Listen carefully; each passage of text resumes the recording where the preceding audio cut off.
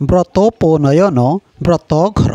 ରାଉରକେଲାରେ ସାମୂହିକ ବ୍ରତୋପନୟନ ତଥା ବ୍ରତଘର କାର୍ଯ୍ୟକ୍ରମ ଅନୁଷ୍ଠିତ ହୋଇଯାଇଛି।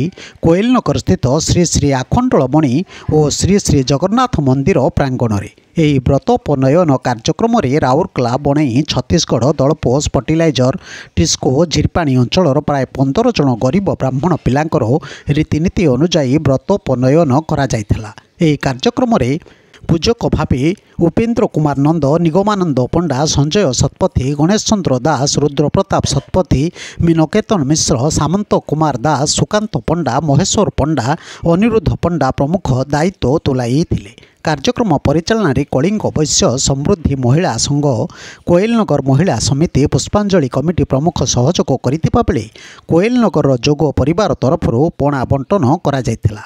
ଶେଷରେ ସମସ୍ତଙ୍କ ପାଇଁ ପ୍ରସାଦ ସେବନର ବନ୍ଦୋବସ୍ତ କରାଯାଇଥିଲା। ଏହି କାର୍ଯ୍ୟକ୍ରମରେ ଅବସରପ୍ରାପ୍ତ ପ୍ରଶାସକ ମହେନ୍ଦ୍ର କୁମାର ପଟ୍ଟନାୟକ ଓ ବିଜୟଲକ୍ଷ୍ମୀ ପଟ୍ଟନାୟକଙ୍କ ସମେତ ବହୁ ବିଶିଷ୍ଟ ବ୍ୟକ୍ତିମାନେ ଯୋଗ ଦେଇଥିଲେ। ବ୍ୟୁରୋ ନ୍ୟୁଜ୍ ଓଡ଼ିଶା କଥା। ଓଡ଼ିଶା କଥା ୟୁଟ୍ୟୁବ୍ ଚ୍ୟାନେଲଟିକୁ ଆପଣମାନେ ଦେଖୁଛନ୍ତି, ମତାମତ ଦିଅନ୍ତୁ, ଲାଇକ୍ କରନ୍ତୁ, ସବସ୍କ୍ରାଇବ୍ କରନ୍ତୁ ଓ ସେୟାର ମଧ୍ୟ କରନ୍ତୁ।